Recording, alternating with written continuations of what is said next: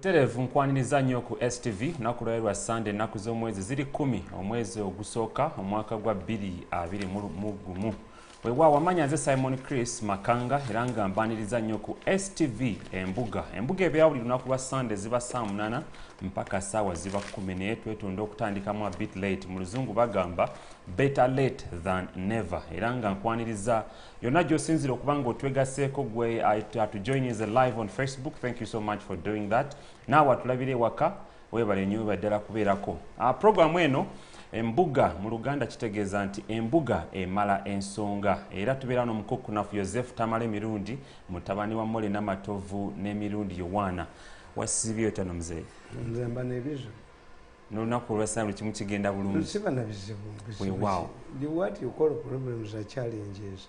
It depends on your brain. Challenges oba COVID ayina emibiri gy'atakwata. Challenges are resistance. Mzee utandikiddewo. Hey, nango omuntu ogwange kuli resistance kugundi. To some problems. Embuga. Naye nga bwe tubulayo ennaku entono tulonde buli programu yange yonna nabagamba nje kugikolerangamu. Kakati ekizibu kyemulina mu Uganda nti media yammwe era nga bwe baddeekolera bwe maliriza Bobi Wine yatukoledde ekintu kimu alesa adisooyinza institutioni zonna ekyo mukubirako mu ngalo. Bobi Wine atiyazemu. Bobi Wine has destroyed all the institutions. Mbadde manyi has exposed the challenges. No. Kati media nfu bannaddiini bafu traditional institutions zonna nfu azirese ku ttaka. It will give us an opportunity to build new institutions. In fact, my latest book, which I'm going to release immediately after the elections, is going back to the drawing board. The title yako. Kakati gwe sooka olabe. Olaba amawulire gano. Nti bano abakubi b'ebikonde akwane details baali bagenda kukuba bikonde bweru. Does it mean nti bw'oba ogenda kuba bikonde bweru nobeera involved in a crime, do you attain diplomatic immunity? What if bagenza okuba ebikonde ebweru ne babasanga nga balina enjaga? You can't get a license because you are going for an international tournament. Is it the reason why you should involve in criminality? The issue that these boxers locked up in election fight. Not because they are criminals. The man goes ahead to tell you 3 boxers had scheduled fights this month. What doesn't God kill people who are going for their wedding? The Bagole don't die on the eve of even during. So Ogamba, it was his fate. Yes, it is their fate. Hey, kakati bw'olina omusango ndi kuba ogenda kubeera mugole. It could be bw'olaba kino bakiggyeeyo nti baakola ebintu bino nga bamanyi this will be the verse. Those of us who have lived in the media for a long time, there was only one gynecologist. That gynecologist was working in Rubaga Hospital. The man was called Charles. Charles was arrested in connection with the treason. And the late Kasirye Gwanga was the key witness. Chirimutu. Kakati at that time, his lawyer urged that many women were dying because of the absence of this man. That time we used to have judges. Where are your judges? The judge said, but didn't he consider his importance to society before engaging in criminality? Should we create a precedent that if somebody is going to a tournament he will commit an offense, and because of this commitment, how many times do we get medals from boxers from other people that we cannot offer go? Omulamuzi yagaana gwoba oli babayita batya yali bamuyitanga Dr. Charles bamukwata ne bamukwatira mu bakiri mutu baali baminisita nga baagala kusuula Museveni Kayeera Dr. Lwanga Kasirye Gwanga yabatega ne Evarist Nyanzi ne bamukwatiramu. Omulamuzi yagaa nti kiki ti abakazi bafa nnyo omusajja bamute yabaga nti lwaki yayingira mu criminality. The issue would be expedite his case so that we find him innocent or not. True. Can't the government find another gynecologist?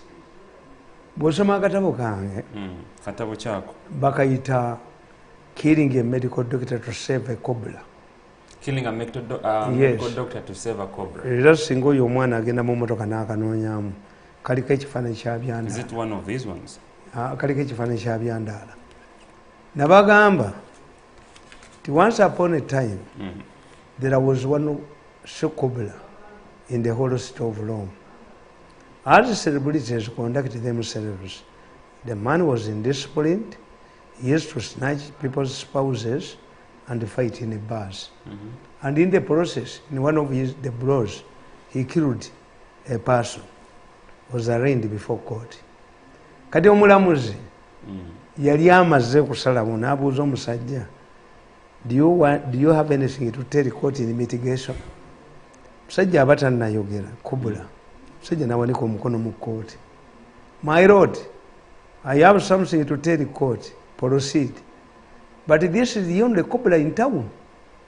His demise means that we shall lose his services.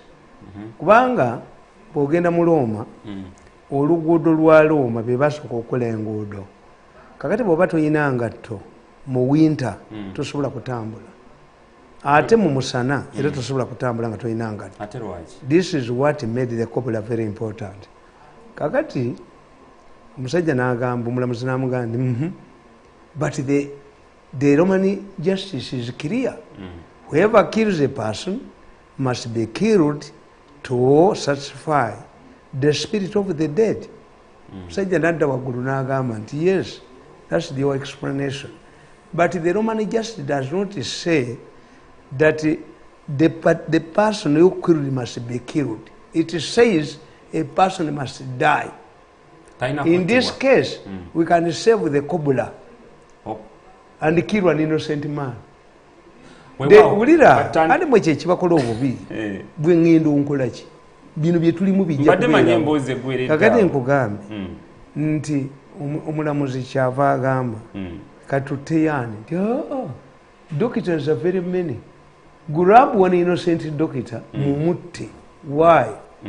Abaloma kuva dda basawo. Italy yesinza abasawo bungi ne Cuba. Kyovolaba n'ekigambo kye tuyita Caesarean ekiri mu lusawo nti omukazi bamulongoosezza ye Emperor Caesar maama we bamulongoosa. Abaloma baali bagunda ne baga tutte dokita ali innocent. Kakati this newspaper once says these are innocent people and they have engagements. Yes, why the issue is not whether you have engagements, not at all. Kakati no josanga ono. This is a government newspaper. We call it a misnomer. Is it a government or not? It's a misnomer. A misnomer in mass communication is something that is taken or considered to be when it isn't. Akugambye money given days to polling. What does this mean? Money given days to government releases 2.5 billion to political parties. Why now? This is bribery. Elections are going to be nullified. Ate mpulidde obuvubuka obwo obubbi. Omanyi Museveni yasibye sente zabo n'abo mu emirimu. Ono video nva bulaba nga kagamba kabadde kalina kukwogera naye ne kamugamba ffe ekitukubya stories zino we want to be relevant to Museveni and give us money. These stories are manipulated by this group of thieves. No, it is important. It is important. But there are also other you are talking about crimes. Crimes but no, no one is talking about this crimes. means start with what this was means bribery and nullification of the elections. If political parties, apart from NRM, had smart leaders, they would reject this money. But is it okay for them to receive the money? When did you bring money? When did you bring money? Kati ono olupapula lwa government. Obuvubuka buno nkawulidde kana kayina entwe kana kayina entwe nga kayina gw'okwogera naye nga kagamba we are publishing negative stories because Museveni refused to give us money. We are polluting the media because he should give us money. Kana kayina obutobo kali bwe buti. Kakati ino story nullifies elections. Bino bimugambe bibi banje temuli. How does it nullify the elections? This is bribery. Are they supposed to receive the money? This is a headline. Kankusomese. This is a headline. This is a kicker. Kano tukaita kicker mawulire. Akugambi money given days to polling. It is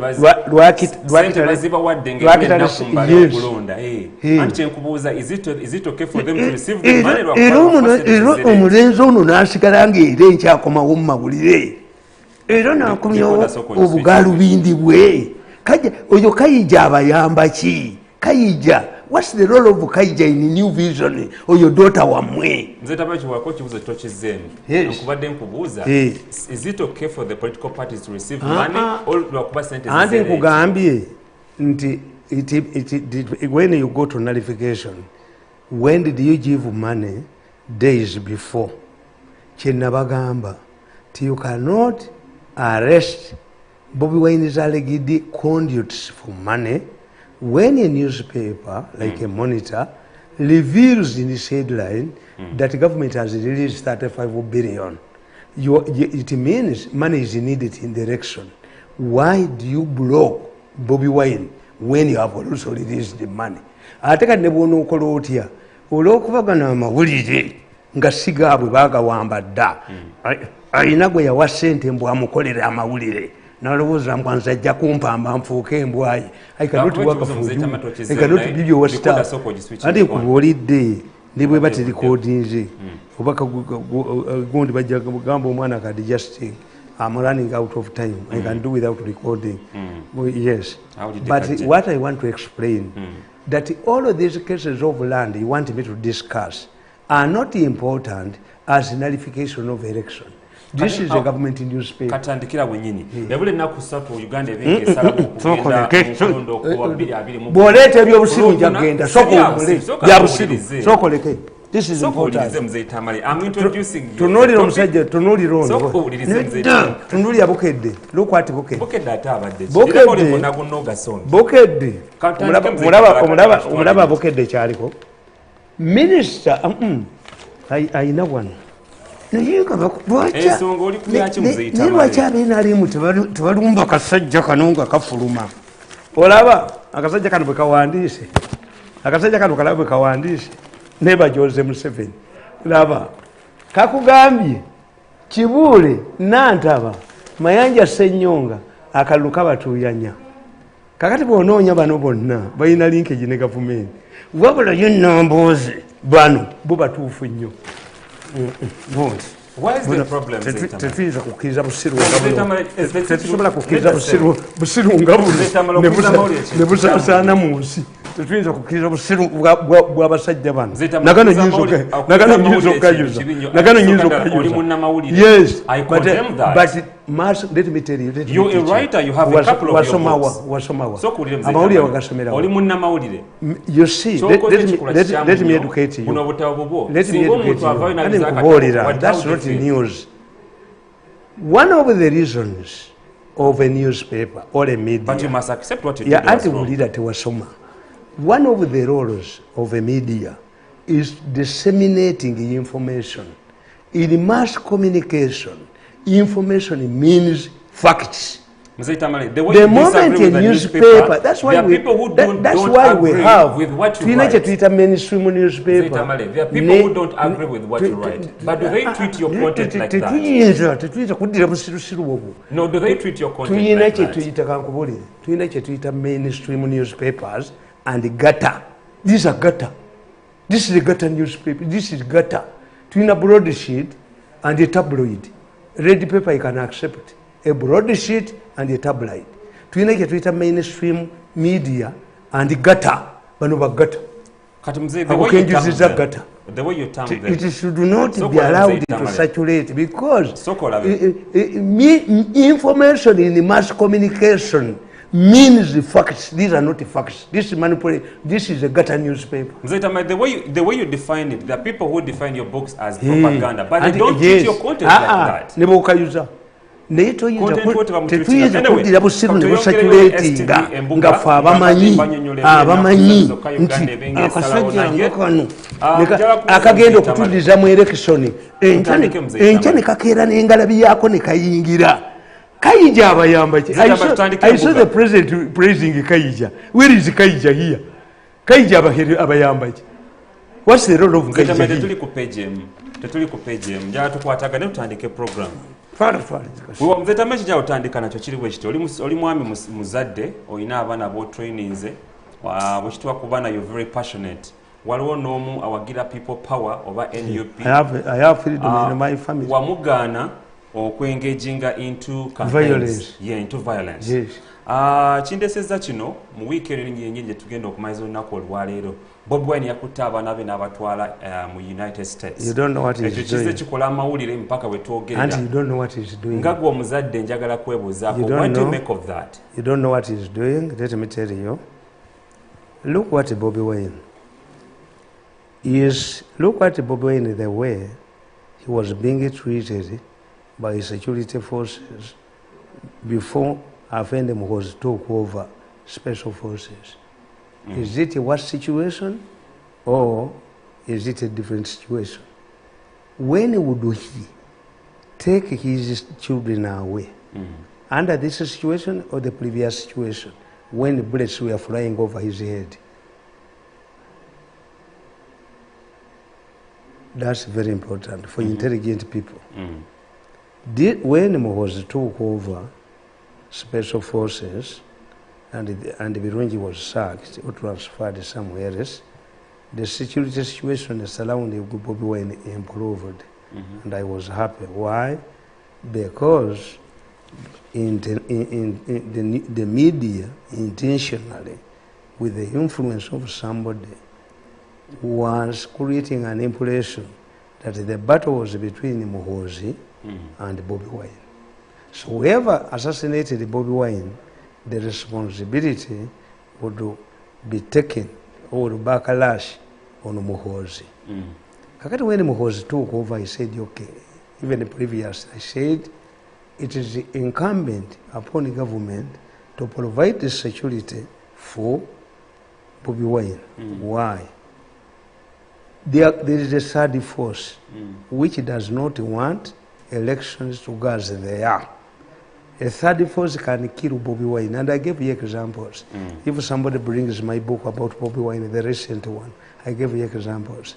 Say the government must provide security for Bobby Wine, because if Bobby Wine is assassinated, you cannot say that the government does not take care. Government has the responsibility to provide the security for us.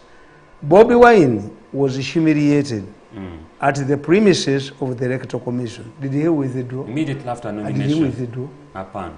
Kati yafunye yo humiliation, yagende kayunga esasi limuita ku mutwe. That's important. Why does he?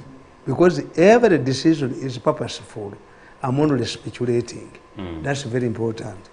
That the government, the president, responded to American concerns and changed the command of the special forces that were operating inside the police force. Was it in the interest of the Americans?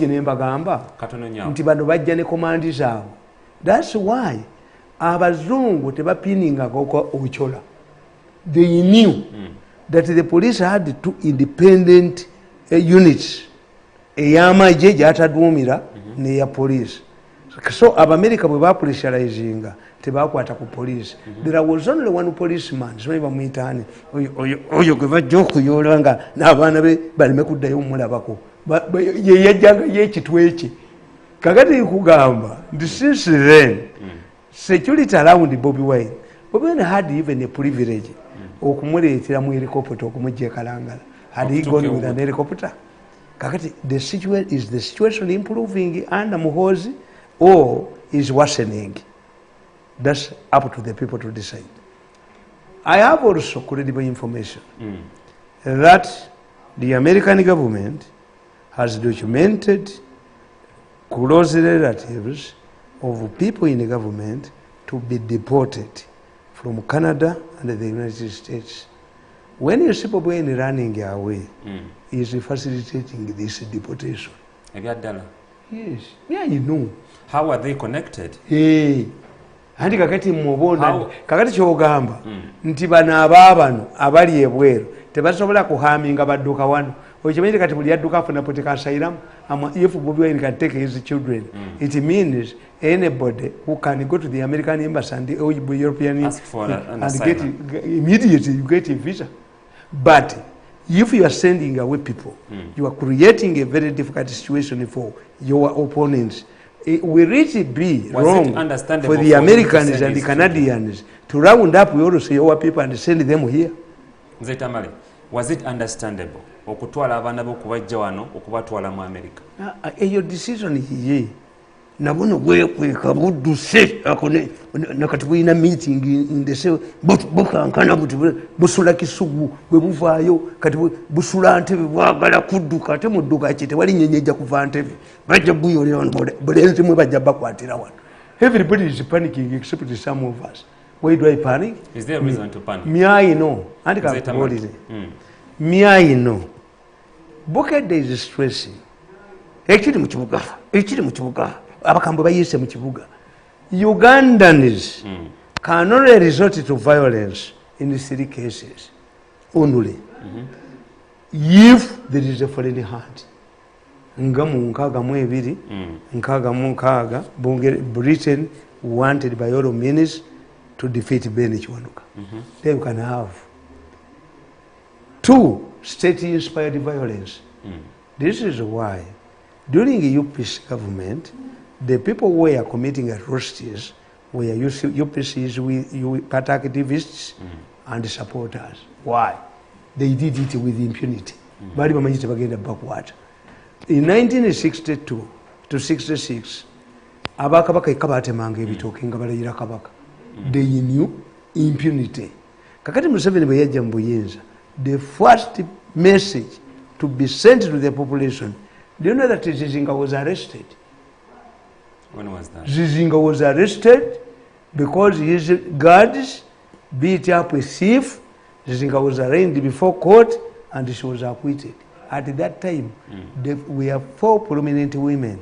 Hajati Mukwaya, Kapiteni Njuba, Narweso, and Zizinga. Zizinga had lost 9 children during the Bush War. So, kakati, what had happened? Okuva kwolwo mukimanyi nti amakomera ga Uganda gajjudde abeerosi.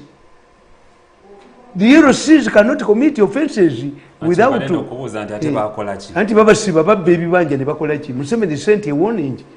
Kakati in absence neyo riot eweddeeyo. They were given Ugandans to go on a riot. They must be given money. 2, the good thing. We are engaged. If you're saying Uganda has to go into tebasobola kwetta ekyokubiri fe tuli mu private sector. Uganda has to go for a riot. They must be facilitated. Are there no reasons enough for them to go and demand justice? A Ugandan cannot go and strike on his own. I'm telling you. Ne bw'obalaba basimbye ebitooke mu luguudo wabeerawo kampuni ekola enguudo ng'ekolaganye n'aba district basimbemu enguudo. I'm telling you, Ugandans don't riot. Why? Tebasobola. Ani nkubuulira, the safeguard is Ugandans 90% we are involved in the private sector. Do you believe nti omusajja atwala ennyama ye enteeze azireete mu Lufula e Kampala ayagala rayot ayagala abawoki ebipiira mu kkubo omusajja aleeta amatooke ge ng'agaleeta Kampala akola mu owino abasajja abantu ba Uganda wano Kasiita yatwala abasuubuzi ne beediima at one time Uhuru Kenyatta visited Uganda for 3 days but who is making noise there? I shouldn't be there, we shall find out. No, I found the soldiers there. Teriyakola noise one. Anyway, So, tukyagenda kakati maaso ne nze nkubuulira. STV Embuga. Ekigenda obbaleetera ebizibu. Tugenda kubanga tujja bwe munabba akalulu mu byalo waliwo abanyankole gwe beetegekedde bamuleete nga talinnya bwe munaate mubbye kalulu nti abantu ba Uganda baagala okwekalakasa baagala okuba endongo yaabwe tewali agenda kutawanya kibuga wano. For now katusoke tugende mukumulamu katono nnyo tugenda kukomawo ne one of your problems mwaweereza naye ng'okusookera ddala tugenda kwogera ku But I want to find out who is making noise there. Mzee tewali akola noise.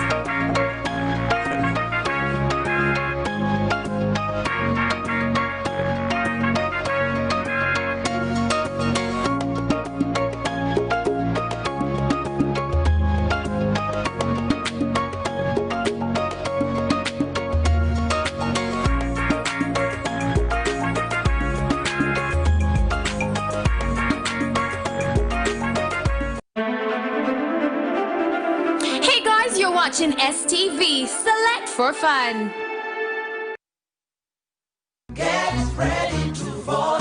Dear Ugandans, let me take you through what you need to ensure that your ballot paper is properly marked.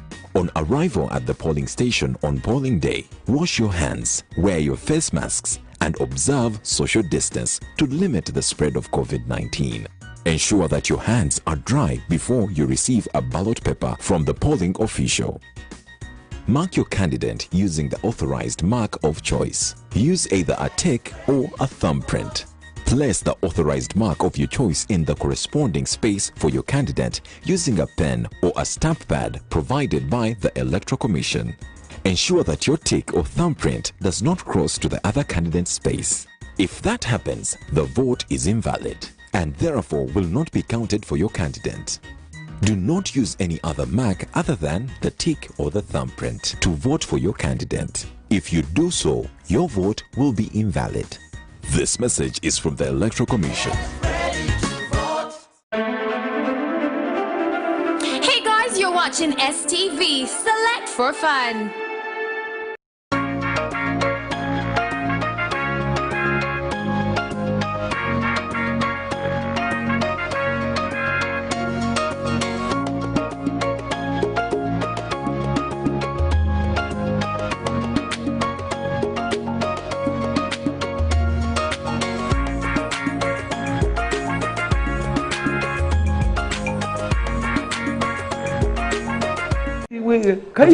okwaniriza gwe yakatiro gatako ku STV Embuga amanya nze Simon Chris Makanga era nga nkyaliwo obuterevu ne mukwano gwammwe Joseph Tamale Mirundi mutabani wa Mole n'amatovu ne Mirundi owaana. STV Embuga tugenda ddala mu maaso era nga enamba ogiraba ku TV yo osobola otuweerezaako WhatsApp oba text message ku kizibu kyonna kyoyagala omukuku na Joseph Tamale Mirundi abeeko kyayogerako naye nga nyongera obajjukiza nti tulina okuuma emirembe mu nnaku zino ezibulayo okubanga Uganda esalawo kwani anabeera omukulembeze wayo. Bwe tuyongerayo waliwo ekibiina nalabye omuserikale ng'agamba tujjako okuba emiggo weegaane ennyo wali okubyani. That's not kati eryo lyagala kusiba. That's message of intimidating the people. This isn't the message. Mitigate. You say, why should people riot? Address the issues that will force people riot. We are not organizing elections for the first time. Why do you believe that this time we shall have elections? Captain Mike Mukula, ononga chairman wa National Resistance Movement mu Eastern Region, atula ku kitebe kya Central Executive Committee. Aina ba Arrow Boys group yo yakozesa nnyo biseera bya 2003 ne 2005 we bali balwanyisa koni mu bitundu by'ebugwanjuba wamu ne mu mambuka ga Uganda. Abantu nno bamala ekiseera ne bakola kye emirimu gyabwe ne giggwawo. Njogera kuba Arrow Boys. So we twogerera omukulu ono Mike Mukula yaba meetings eno zabadde lwakusatu bali wakuna n'abawa task y'okunoonya akalulu k'omukulembeze w'eggwanga mu bitundu byeyo era nga bakanoonya door to door. So bano no bavuddeyo nga beemulugunya. Omu ku bo eyabadde mu meeting eyo yavuddeyo n'agamba nti owaayo lwaki president lwaki mukama waabwe abanoonya mu kaseera nga ka kalulu oba lwaki abanoonya nga abeetaaga. Ate nno mu biseera bya mwaka gwa 2006 President Museveni yali abasuubiza abo bonna abaali bafiirwa abantu baabwe oba abafiira mu lutalo yali asazeewo okuba compensatinga n'ente amabaati 25 n'ente 5 buli muntu. Naye bwe twogera nabo bavudde nabikomplainako nga bagamba nti owaayi President yeebwe asuubiza tatuukiriza bibaasuubizibwa nga tebabifunanga. Awo njagala tutandikire Muzeeyi Tamale. Ba Arrow Boys obamanyi bulungi. For me issue eriemu nti mu ddiini mu bukatoliki bakugamba tiyagaana abantu bano amanye ekibagaana okufumbiriganwa aveeyo kati oba asirikire ddala. How come that those Arrow Boys have not been paid for all of this time? 2, under which agreement did they join the battle? That's what I always ask. Are you volunteers? Are you mercenaries? What were the conditions under which? Gundi, the Minister of Security, J.J. Odongo, where does he come from? He comes from Lieutenant Jenangena, where does he come from? I don't know. The man in charge of relief, the minister, where does he come from? What about this woman, Gundi? See among there is another one who went through an opposite. Anita? Yes. Where does she come from? The same region. Why did they fail, all of these prominent people, to address this issue, to persist up today? Amabaati 20 n'ente 5. Ebyo nze sibibeeramu. I know Mukula. I know how Mukula operates. People, Museveni has been looking for his votes with his 2 daughters. People fear how relevant can we be. Others akaluka basaze banoonya ssente. But let me tell you, Mukula. In 1985, when Obote was about to go, Obote was Minister of Finance, and Okero's soldiers had arrived at Bombo. Obote desperately went to Luzira, met the soldiers who were in prison, told them, I'm the Minister of Finance. Muveyo munwanire nja basasula. Everybody who was left, you have posed a very good question. Do you remember us today? Kakati abo bamukula bye bakola. Banoonya ssente, but it's a sign of desperation. The message they are sending to the people is wrong. Nti were desperate. Kinababuuza. Is he using these boys or not? Mukola akakiiko mbuka media kaliko Tamale Mirundi. Did you consider me in the last 5 years? I've been financing and facilitating my TV and radio programs. Did I have a budget from anybody? Zemubadde mujjako.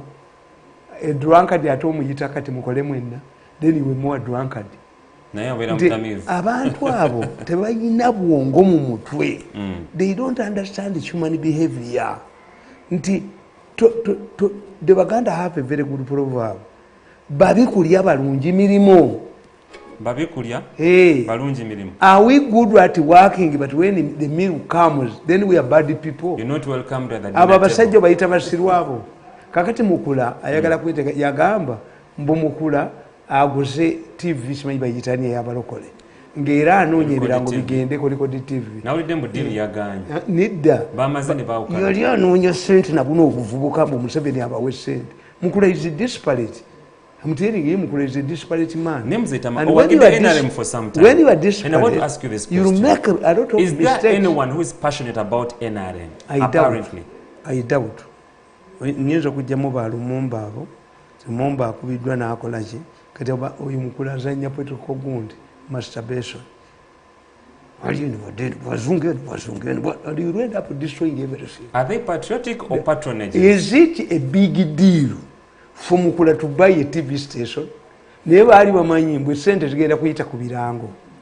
ku TV yeteekeyo mukulakkiriza kana akalulu kakusasi era I've read it in your newspapers. Museveni's absence in constituencies where affected NRM, is the president supposed to be an askari in their constituencies? Why do you drag Museveni? You drag Museveni that because Museveni has not been in the constituencies, Museveni, MPs, Museveni are babysitting.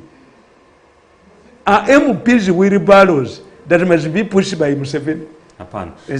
Zimpapula zammwe ez'abagwagwa nti bw'awandiika pages 2 Museveni's absence. No, these people kakati timiteri nekibabuuza naye amawulire gafudde nnyo Bobi Wine ajjanga kati agakane alina okuva holinga monitor gonna mafu monitor ate yarotinze ng'omulambo gwennyini nti kakati kankubuuza, did you sign an agreement that when the MP fails, Museveni takes responsibility?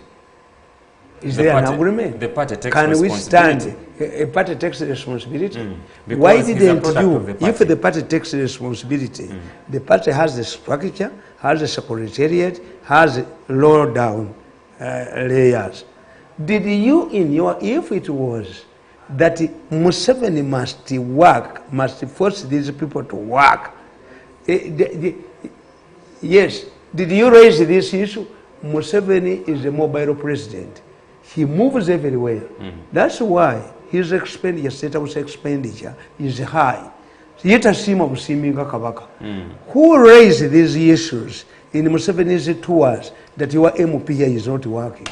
Nolabo musajja alina diguli nga naye atudde ku kompyuta akuba obusiru bwonna obusiru bwe muva mu mutwe obusiru bwe n'agamba noga eno ngiwandiise y'amagezi nnyo ayipiteyo ayipite these monitor people. President Museveni ne office ng'agamba nti one of the offices mu Uganda ez'okubamu your office ya president naye babakunye list call make sure nti azzaayo kakati timiteriyo anyway katongerewo ne STV Embuga yefu Museveni naye ensonga eyo yaba performance yefu Museveni's performance is linked to the MPs. Let us say where Museveni has commissioned a hospital in a district, then the NRM what is the way forward? What is the way forward? Arrow boys? No, don't drag me in those Arrow boys. The question of Arrow boys, what about the Second World War veterans? The Second World War where my father was also included. What did the Europeans do? No. Are you a soldier or a volunteer? Kakati, under which arrangement? Nabana abalwana mu Luweero babaleetera etteeka ti eyalwana mu Luweero n'atuuka e Kampala is registered as a soldier. If he does not want to remain in the army, because when Irakwena invaded those areas of Akoni, the younger people mobilized. Mukula yajjanga ne pistol what najja nayo kugonda najja ne yereega najja n'akola atya. Kakati Mukula, you have a responsibility.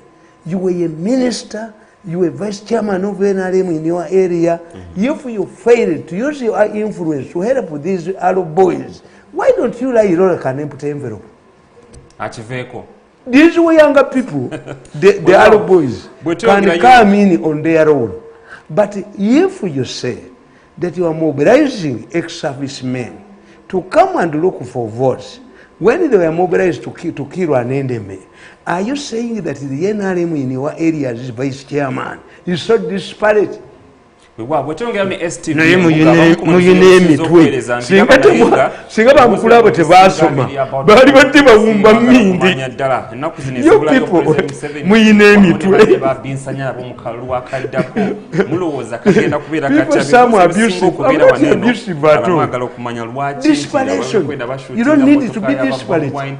Tamale, I want to borrow into your experience ngago omuntu aluddewo wano n'abazagobera ensonga especially mukaluka nakagenda okuddako.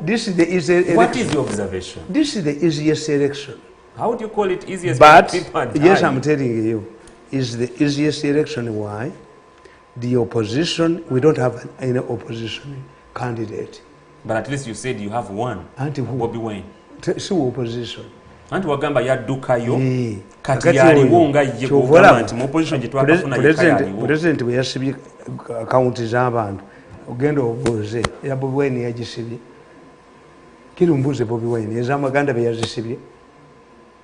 President yasibye sente z'abantu. Ate okukiri elinga okuddamu ojjigulawo ng'akalulu kawedde. You must be cleared by Uganda Revenue Authority nti obadde osasula omusolo emyaka 10. There was an argument. I was watching the people. Does he have the powers to do that as the president? I was watching one of the meetings. But why don't we take this man to Uganda Revenue Authority tribunal? How can he touch our money? Omusajja n'amugamba nti gwe kyoliko tokitegeera. If Museveni comes back, naga nti bano tebabadde tebamusola abantu tebatutta. Naye gwalaba Museveni patience gy'alina. Yakyusa omusajja wa Revenue Authority ne batategeera kyaliko. Ne babba ssente. Waliwo anyampise swaga. N'atwala ssente za radio ne TV. Agenda atigomye. Agenda ali. Kwa akaunti ye tekuli ssente alya ssente za mukazi. Omukazi yemuwaddeyo anyampise swaga. Yatwala ssente. Nabba ssente za radio zonna n'azitwala. Essente baazirinnyeeko. Akaunti nninnyeko. Kakati nze nkubuulira. This is the simplest election we've ever had. When people are exiting the country, which one? The tension is extremely high. No, and Kankuburi is up to you, Kankuburi. Immediately after the 2016 elections, Gonde, President received an invitation to Nairobi to address the executives of Nairobi, or business executives. Basically plotted to undermine Museveni's visit. N'agenda bamuyiridde amaaso ng'eyagamuyira mwana wa deputy son we yagenze Nairobi mu ddwaliro. Yes. Kakati when the president was addressing the conference, a man stood up. Mr. President, do you have what to talk to us when one of the leading opposition leaders bakifulumya toka wafula yali akitaddemu nebesijewe ne bakifulumya ate Museveni yabagamba. Wasn't that a reasonable question? Museveni yabagamba if this man wants to hear what is happening in Uganda, allow him to stay. Museveni pleaded this man bali bamufulumya. Kakati nikibuuza, are you going to spare time to meet him in the hospital? Museveni said, we have so many hospitals in Uganda. If this man decided to come here, why do I waste my time to go there? Has Bessie ever gone there for medical checkup? Did you see him going there? So it was also a political... It was a sabotage. Kakati Nkugambi, Bobby Wine's decision is intended to put more pressure to government, to make sure, you see, abazungu bagezi. Abazungu batwala Laira, batwala Uhuru, ne Ruto Hek. Eventually, ne besanga mu kizibu. Obama had to visit his home country. In American tradition, yes. If you are a descendant, ngati wazalibwa ku ttaka lya America, a year before you complete your 4 years, you visit your country of origin. Kakati Obama had to visit Kenya as the president of USA, as a former president. The Bazungu went back, advised Uhuru. Uhuru, naleka opa president, went to Hague, humbled himself. Obama Najja. Because Obama could not, the American government, the president of the United States, the champion of human rights, could not be shake hands on arrival at Jomo Kenyatta International Airport, no muntu alina omusaayi gw'abantu. Kakati Uhuru Ruto yempulutulizo bagimulekako. This has made the next election peaceful. Bali batyaki. The one which is going to happen is going to be more peaceful. Bali batya. Nti lulibe twali tubizanyiramu. Twesanga ehege. They humbled themselves. Do you know what it means? A president of Kenya or any other country to humble himself n'aleka obwa president n'agenda e Hague n'atuula mu ddooko abazungu bayita bakuzanya kakati ekyaddirira kyali ki everybody there was a struggle in Kenya make sure that these people are tried by the local tribunal bali babiyita byakuzanya no n'omusajja mulaba yali abapasuwinga ennyo baali Kironzo bamutta yali minister justice ne bagoba buli minister justice yenna kuba bateekako commission of inquiry ne bateekako a former judge Waki ne bamuteekako nga layira yamukulira naddira amannya g'abantu n'agatwalayo to prevent them from going kakati today biro byonna abazungu bagezi these are mitigating measures we are planning to deport your people if you don't put things in order. This is why the government is making everything possible. Kakati bana opposition bebakuba bino mu mawulire. Bobi Wine ani amubalira to that extent? Bobi Wine is under the total control of CIA. Bobi Wine was recruited. So you know, President Museveni, your government, Bobi Wine is funded. They are not just allegations. No, I know. Bobi Wine was recruited by the mafia gang because balowooza ntalina threat tajja kuwangula Museveni ne badya Besigye ne bamugana okwesimbawo. I have all the meetings. Kakati what happened? Bobi Wine bwafuna omusajja bamuyita Amsterdam nti lawyer we. Amsterdam is a recruiting office of CIA. Kyobulaba Bobi Wine yakola ebintu byemutasobola kutegeera. Kyobulaba Bobi Wine yakola ebintu byemutasobola kutegeera. Njagala ombuulire. Wali olabyeko mu nsi yonna omusajja anoonya akalulu ne bulletproof. Wali omulabye? Simulaba nko, but I think it Bobi Wine amount of threats. Bobi Wine wambuleera. Wakulaba emirundi emekanga yebisambuleera. Secret zino okubanga zimulaba. Wali omulabye konga obali I don't believe kubuuza. Bobi Wine omulaba nnyo mu ttenti. Nzijukira bulungi campaign ya sooka. Anti let me tell you. President wa America Clinton yagenda ekiswera. Omusana gwali gwaka. Ne babaleetera ambuleera. Clinton yagigaana why? Satellite. No. Information. Omulaba nnyo omulaba mu ttenti. Campaign ye njagala ombuulire Bobi Wine omulaba mu ttenti. Anti alina kubeera ku mmotoka bamulabira ate yagaana ambuleera ng'ebe mu maaso. Anti gwe bw'olowooza kati kankubulire ekyokubiri. Me, I know how these security organizations operate. Kakati nkubuulira. You look at a scenario where Bobi Wine has been accused of getting finance from homosexuals. What did he do? He went to Chaz's church, Omega. Chaze yasibwako ne mukomera for defaming Pastor Kayanja. Ne baba humiliating ne bakalininga n'eddwaliro ly'emulago. Kakati njagala okubuuza. If Bobi Wine was receiving Basiya's money, era gw'olowooza nti yakedde bukenzi n'agendayo. Gwe ky'olowooza oba yali arrangement. Once these allegations of homosexual funding come, you go to Chaze. Have you seen the Sempa making any noise? Kubanga Chaze ne Sempa mu Uganda tubamanyi anti nkubuulira. It sounds real naye bukigatagata ate kibayo. Anti nkubuulira nti kati Bobi Wine is operating beyond an ordinary person's mind. Ffe tumutegeera. Nti awo kakati ffe ffe tumanyi bamuwanga kivumbi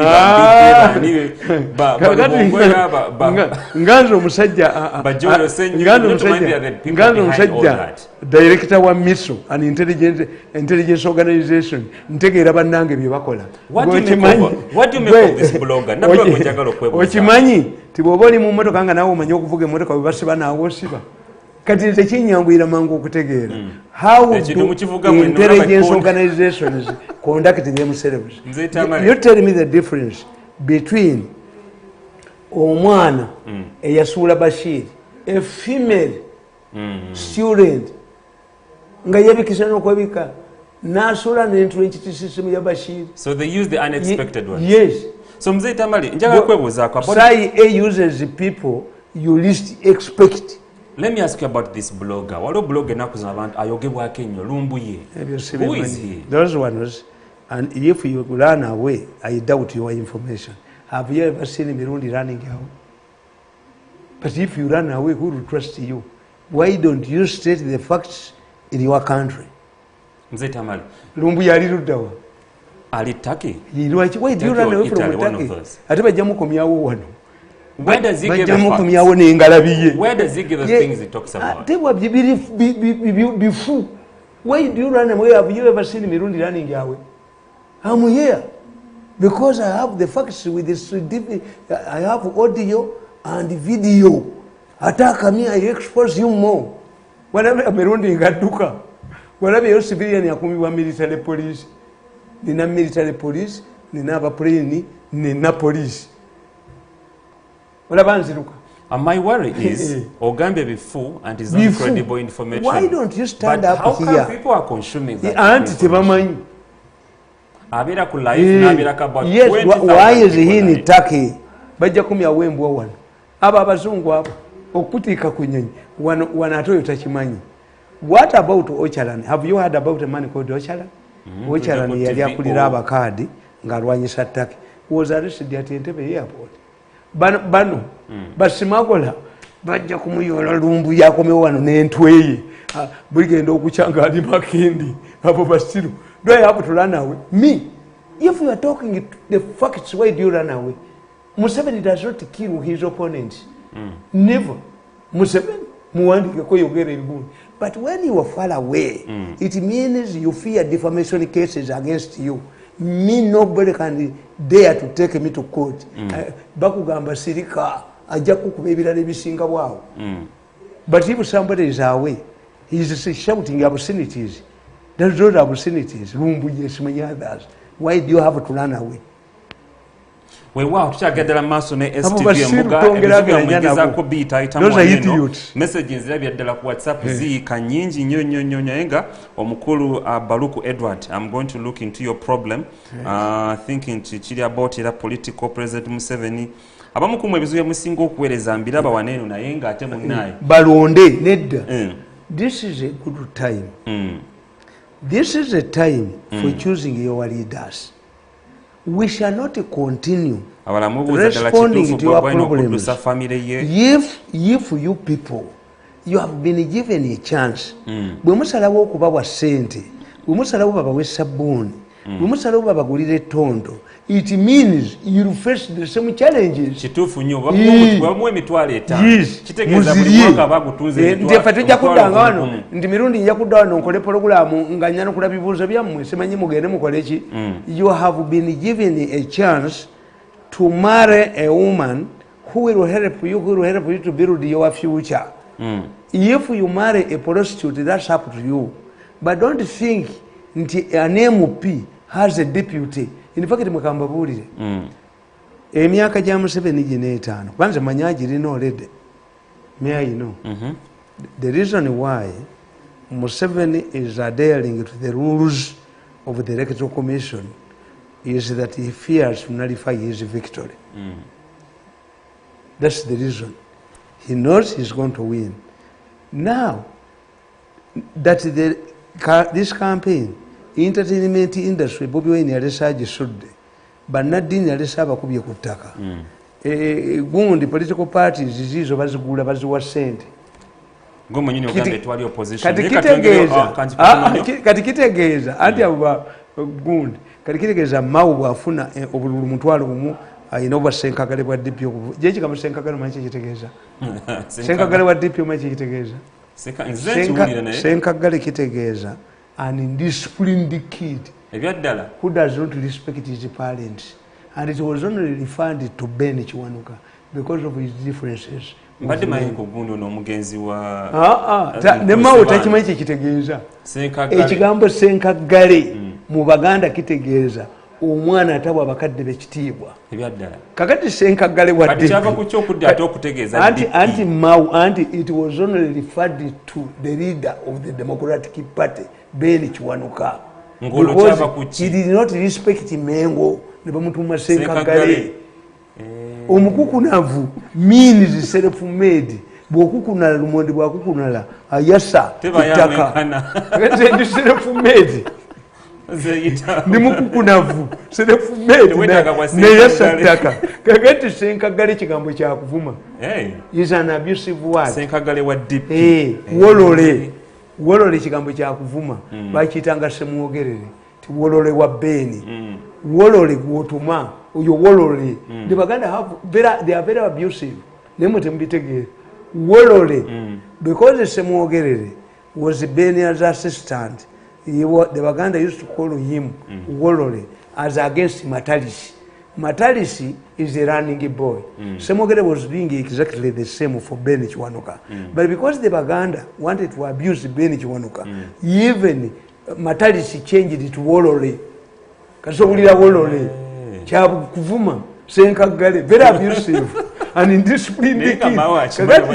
Senkagale wa DP buloko baje mujjako. Senkagale wa DP mawu kasafuna obulwa obutasuka mutwalo gumu nga bweziba nkute zijjisa muliro must respect himself and resign. Ono amuli yatyazanya katemba omanyi mubateso bw'oli mwavu toyambala ngatto mubateso bw'oli mwavu toyambala ngatto kakati kitayi wa muli yali mwavu nga tasobola kugula nte mukazi wante kyobolaba yawasa mulamu mukyoli nekino inajagala ayina oluganda nono mukazi kwambala ekyo kugambala nga inajagala okigusa mubateso atugende ku baluko atayambala ngatto ye mwavu baluko Edward tebamuwa mukazi muteso agambye omuyonjo oviridde kasese otebaziza nnyo ne program naye ogambye nti tewagala twogere ku nsonga y'aba investors President Museveni amanyi abajja mu ggwanga President Museveni basinga okuwagira ennyo ogamba nti lwaki bwe batuuka okubawa emirimu wanene Uganda oba okuteekawo kampani ezaabwe abakozi bakozesa bannayuganda agamba nti lwaki babawa 4,000 n'abuuza accountability eddala y'1,000 oli musajja olina famire what you don't know nti temubala when Museveni started allocating land to investors monitor time with land bonanza ne weewuunya baasomaki tuyina kye tuyita comparative advantage so kwebani abatabala monitor group bagifuula land bonanza amawanga agamu nange ekibuzo kitegedde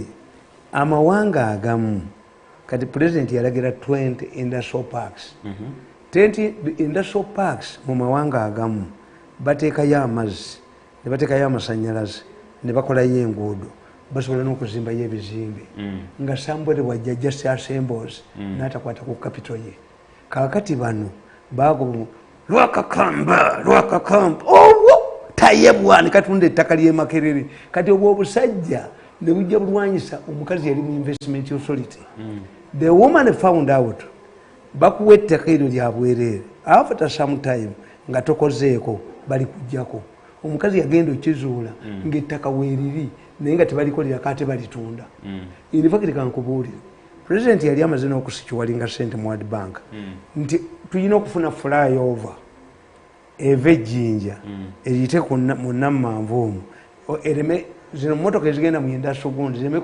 kutawaanya ki ekyo president yakyogerako kati nkubuulira sente bazibba kati nkubuulira you get investors according to our environment.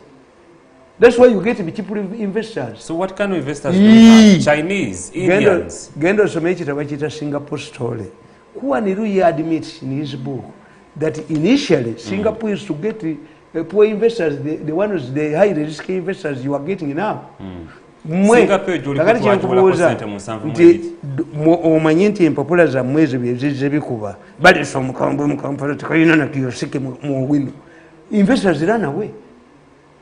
But I want you to agree to this fact, investors have manipulated Ugandans. What waliwo strike yali unoze yali 2019 a strike y'abakozi mu Nammanve industrial park bekala kasaba gamba bafuna 13 buli naku atenga nazo. Do you know the reason? And do you know the reason why? What can they do? Do you know the reason why?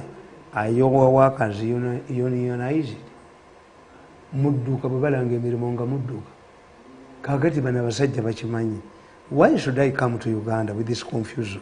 Omulimu ebyo bimu kuba mu mawulire. I can only come to Uganda because of cheap labor, disorganized labor. For real? Is that nti abasajja baleeta ne basima waya za posta nenga akawunga ye kambuli bagitanga akawunga k'abantu bakalira bakabyohera ku bitiiyo. There is this question. You hear tumanyi notu ani trade unions useless. Labayo bwe kibanga kyekisikiriza aba investors okujja mu Uganda kitegeeza it's what we are selling out. Does that justify the reason why President Museveni aganyo signing a gundi minimum wage bill? Ate minimum wage ate kakati kenkubuuze minimum wage byammwe singa tugamba enkoko etalina magi netugikolera etteeka enaabika byenda byayo. Where does this money come from? A salary comes from a gundi amagoba ga company. Should they, a company that is not performing etegeeze nti ebawe sente yeggalewo? Zina nasoma trade union. Trade union namusoma nti kakati nga mumawulire ga Uganda nabaga nti nze bampaako $500,000 to transform Uja into a trade union. We couldn't. Why? The law required 1,000 people. It has been changed today. Generally, we are only 300. Two, the difference in the salaries. The new vision, because of nabo bagobakati bagobya abantu okamala obukamazi. Because the newspapers are not circulation. But amawulire bagata tegafudde nnyo bajja kutuuka n'ogensomera. Where do you get money? Zitamalingamo n'amawulire ekibuuzo kino sekipya nnyo gye nti abantu bakimbuuziza nnyo. Ensi ezitwalodde zonna esinga zina minimum wage. Lwaki wano Uganda tetulina minimum wage? You find somebody afuna less than $1. Nkugambye according nga bakola sente mmeka kubanga first look at this television, look what the adverts mufuna bimeka mulyoke mumubanje sente. No, for anyone bw'oleeta etteeka erya minimum wage olina okubanga minimum wage kitegeeza ti gavumenti ekkiriza ti abakozesa bonna abali mu ggwanga eryo bafuna amagoba bwe gati kakati gwe tunuli aba advisors mulimu ab'emiliyoni 5 mulimu aba-3 mulimu ow'emu mulimu owakagaali mulimu obanga ne mubadde kyova olaba twadduka toyinza kubeera mu gulupu omulina waabika era atalina na bicycle ffe ne tutema tetuliyo eyo odimanawe kakati if you cannot have a minimum salary for advisor propaganda title, is it realistic? Is it what? Senior advisor. Namagezi gali mu senior ne junior. But senior wakola webigezo. Senior kada wakolera webigezo bya senior kada to graduate from ordinary kada to senior kada. Which exams did you do? Kakati mwesiya mu mino gitegeera. Senior presidential advisor kunanga meka. Zazinda gendayo. Nze kasimo kwa mawulire wa president zibuli mwateze mirundi amafunanga mirundi not motivate bali bakosera kiba abantu tutaga minimum wage. I think you're worth more than that. Anti bwentegeera nti mu percent entono gati gwe kitegeera nti mbasize kola azokola alekana nze mba nzeketa mani byo byenkola Kasomba sente entono mbansekerera katono nnyo. One of the advantages is a minimum wage. And at least for every individual to afford the basic needs. Let me tell you. And so many anti nkubuulira before you kubanga what you don't know tolaba abasomesa abo nti when you increase the salary of a teacher we call it recurrent expenditure. You cannot reach the middle and you say mbasazeeko. Government must be sure sente zeyongeza abasomesa because I can have their own teddayo wansi. Kakati when you say a minimum wage you must be sure that every factory, every employer in that country gets a profit and can pay this because it's law. Somebody can take it to court. Into what you do. Nenga wali mu Uganda amakampuni gonna gali mandated okuteeka sente okuwa abakozi okubatwala mu National Security Fund because abamu tebaliyo. Many companies get omubuuzo oyo Bwakakamba kali But we kagezi should consider one thing that company ezisinga kati tebulabika bw'onoonya taye bw'onoonya lwakakamba talabika bwaddukadda bwekukumye jjogo lyokka lye erya buli mutwe okakati ogenda mu national security fund ojjeyo obagambye ngu balidusinga sente bakole ki? How many people are there?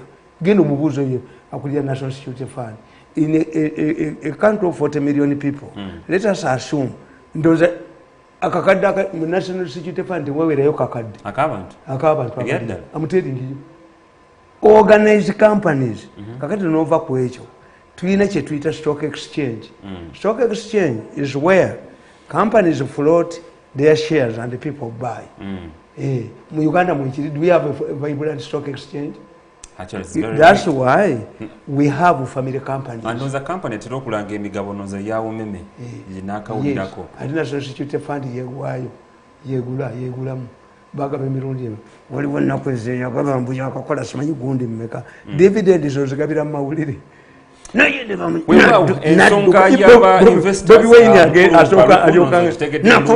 Nakadduka n'obugalubindi bwako kanagisi yekukumye kujoga bantu. No, you don't have the, you wait.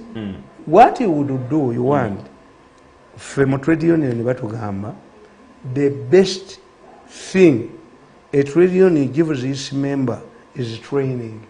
Once you have training, you can easily transfer your labor. About you added value on yourself. Train. If you are talking about casual laborers, but do you go to Kenya? Ojja kusanga ngabadde mawulire wanalaze wan. Look what these television stations. When you get a new one like this one, do they train? The best move. Waliwo olunaku NBS luyamala abantu mu national television. But the good ones. Picking only the yes, good ones. The moment you have training and you have the courage of transferring your labor from here to there, then this is the role of the training. So you take that to one of one bata. Wherever government in a change in regards to that. The only solution take more training. We pray. But for me, even Uganda can do it. Lwachinze ngenda mu bayindi banjoge nga nina omutwe gwange. I have never applied for a job in my life. And you're lucky. I don't intend to apply for one at 60. I have never made in my life. I have never made an application for a job. And I don't intend to make one when I've clocked 60. President Yampeta Uwero Achitula. I've never made an application in my life. You had that? Yes. I prefer doing things myself. Invest in your education. You're one of the people who Tamale. Bemwe abantu onozerias lukwago bayogirako. Nagamba nti the moment you meet President Museveni, you don't remain the same. You don't remain the same. Tosigala chechi. Kuchi. Wakukyusa endowooza. Si ndowooza. Wali omu ku mwabali basinga okuba President Museveni emyaka mingi nnyo emabega. Let me tell you. Siina kinene kye najja mu State House except expose n'okulaba obujozi bwe nalabayo. That's why I'm a better man. Ojjako pologulamu yange n'opita tutese benyondo n'enkwasa omutwe ku nsi mu kabuli ne muggulu. Watudde ku nsonga y'essebuku ekatale. Waliwo ensonga neno y'amaanyi. You don't want these Indians and Chinese to give you very little money. Learn how to create your own jobs. Or to create your own jobs. Yes. Good solution. Kubanga tetuyinawo forceful. Webale nnyo omukulu na Tamale tusigaza eddakiika nga 10 tube nga tuva waneeno naye nga omukwawulo waliwo ekizibu kyonna kyogerako wiiki eri ewedde muzeyi Tamale. Kyawolo abavubuka 7 by then we namanyira story eno bawambibwa side zeeyo ekatale jjukire kiwamba abantu wekyatandikira mu kitundu kyekimu. So abavubuka 7 bawambibwa naye twafuna kirinya lyali lya Kasirye Julius gwe twafunako era ye Kanoze yasobola okumanyikibwa we yali kigambibwa nti yakusobola okukuba essimu ng'akubira mukwano gwe n'amugamba about ennyumba ye n'amugamba amugambireko Land Road ekyamutuukako n'amugamba annyonnyola mukyala we abeeko byamunnyonnyola oyo kago twasobola okutegeera naye n'aweereza message agamba nti kati okuva olunaku olwo bakatwala abavubuka 100. Anti kakati the government is doing itself a disservice. Why? And if, in my opinion, government ejjeddeyo mu constitution egambe nti we can retain you beyond these hours when we make a announcement nti government yekulina bagende mu constitution yaffe babeko kye bakyuse kya 48 hours bakijjewo in fear ey'okujja mu public okumenya constitution bafuuka nga ate ababbi kubanga in a country Museveni kyali atuwonyezaako. I remember the president yagamba, how can you put somebody in a boat, a car boat? Is he luggage? Museveni n'agamba nti bwe baali ewaabwe ewaka nga n'empiso bwebula baginoonya, empiso could not disappear a needle. And he said, how can a human being disappear like during the old government? Kakati mayinji yayimba bizeemu ate within a very short time katulina okufunayo omulala ayimba bizeemu ayimba muzeeyi. We must create, which will embarrass government, we must create an organization that traces people who have disappeared. Naye kyewunyisa kubanga bwe mukwata abantu ne mutabulya next of kin the police yemuyina, you are giving even criminals opportunity nabo kukwata abantu. Why don't you tell the public nti omusajja ono ffe tumuyina nabagamba safe houses sikaka yazireeta. Safe houses were brought by the colonial government to separate criminals. But what we want to know ti abantu abo bemugamba ffe tubalina, we are carrying out investigations. Ffe tubalina naye ate kyewunyisa muzee Tamale abductions zino wezikolebwa awaye motoka z'ekika kye bayita drone tezibaako namba era kankubuulire motoka za takisi baatusaziza ssente we are going to sue them kubanga drone zonna tewakyali agirinnya ebizinesi yafudde we are going to sue government olw'ebikolwa abatakisi tugenda nate kyewunyisa wasoose n'ogamba nti akalulu kano ke kagenda okusinga okubeera akali yeziti abo bavota bino byonna bigenda maaso mu kiseera ky'akalulu their failure to deal with the criminals at it has eroded, it has created more trouble. You dig a pit to cover another one, you remain with the pit. Why don't you use your vehicles? Why don't you use police vehicles? Kakati drone is not wali ajirinya teri ajigula kati twagule motoka zaffe. We are going to sue government. Lwaki ekosa drones? But what do all these things what do they imply? I think amachazi mu security mu security mulimu ba amachazi kuba the problem you have nti when you go to countries like Kenya and Tanzania era bwogenda mu college yonna to train in criminality bakugamba you were Ugandan ti mutumala biseera public government ejje kwata balala. But when you go to Kenya oyinza okusanga omusajja abaddemu ku independence ng'akyalimu sergeant kakati bano olwokuba yesu bwe bagiyewa ne baleeta abataasoma tribalism nepotism kati abo tebalina professional way of arresting people. Identify yourself kati jangu onkwata ewange oleeta ekyenjenje nkufuuyira acid kubanze buli channel zange zonna nzirina mu kikomera kyange wenjira ku acid nembayira genda ku erosi introduce yourselves era nze luli mu poliisi kati sinafunamu omuntu mbadde mbuuza sabbiiti General, are you aware that I'm going to be arrested? No, I'm not aware. Find out whether I'm going to be arrested. Mbafuira acid. How long does it take to make that decision? Acid yewange namukola n'ekikomera kyonna nina bwe nnyini nayikange ono ye nyini alidedira ayingira mu lubuto n'afuluma kubanga why don't you introduce yourself that I'm so and so? Abantu bonna kwetolaba mu bifirimu bino abapoliisi abakya plain gundi akulaga kadi ya poliisi.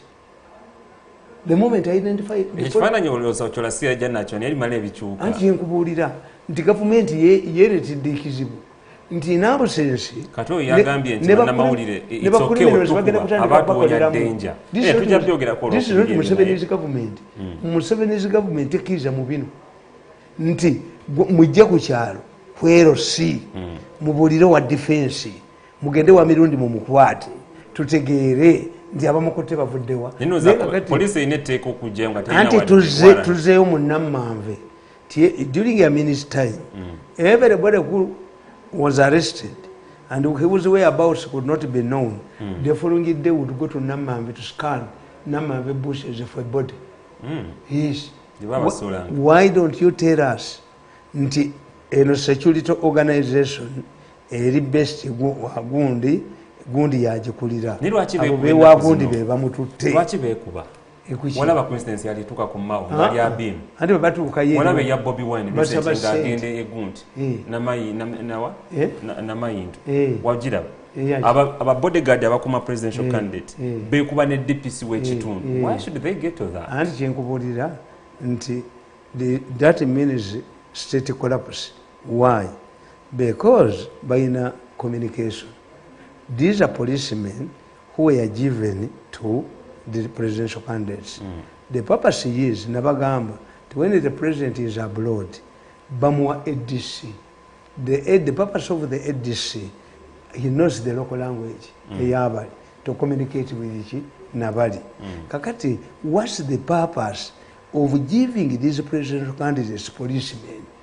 In my opinion, it would be to communicate with others.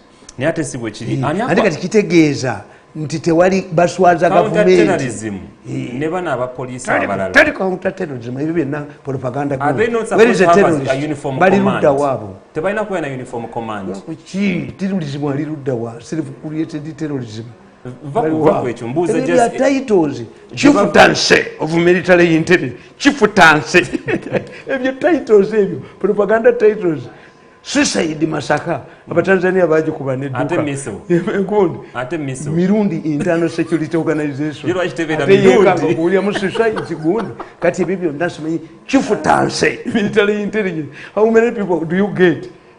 But criminals on a serious chifutanse are they not supposed to have a uniform chifutanse mulimu oba chifu oba bwakabaka oba when I hear these chifutanse jati kale ekyo jati joined but we don't care about your names.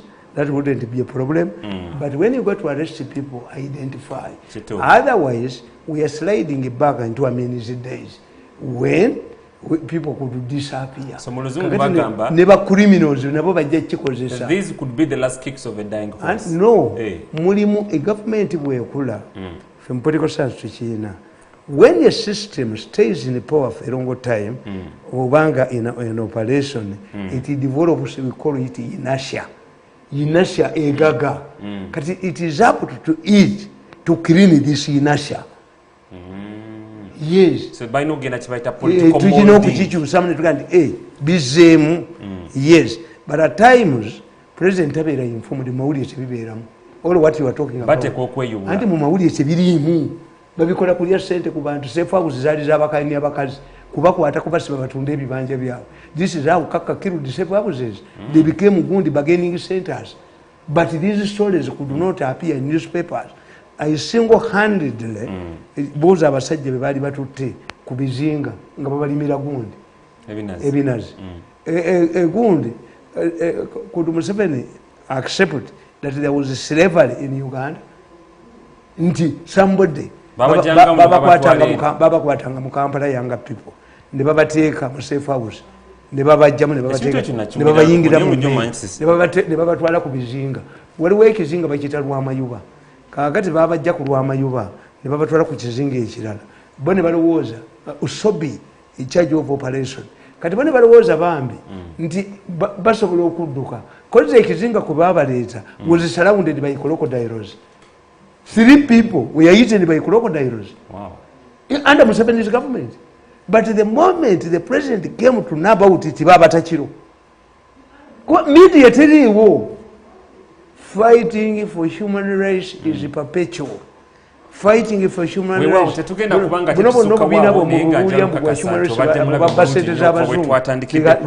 a pass. Embuga jakudamu na kujakuya rwa Sunday ninga tumanyo tumazo akalwani afuse president ye ngabatitizi baduse kutambula nafo okuva kwetu waliwo abatitizi kati abasula ne poti munju Makanga. Mwali mukola byaki? Lwaki mwajoganga abantu? Ekibatulisiza okusula ne poti mu nnyumba. Nzate nja kumawo nnaku ja kuya lwanca mu program STV The First Show kuzija kubeera ssaawa emu y'okumakya paka ssaawa basatu naye ng'olunaku temuddangamu kujoga bantu. Farouk nga producer wa show ate neekola ne Robert Jones abadde eri mu control room. Butagala program Girl Child Butagala Butagala. For now, it's a good evening. Mubere bulungi mweraba. Butagala.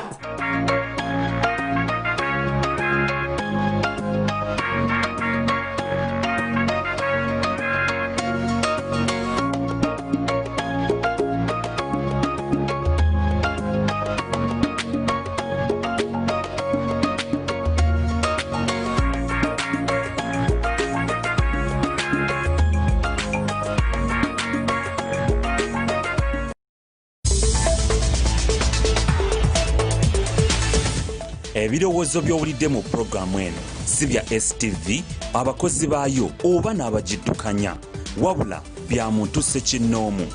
STV erungamizibwa ekitongole kya Uganda Communication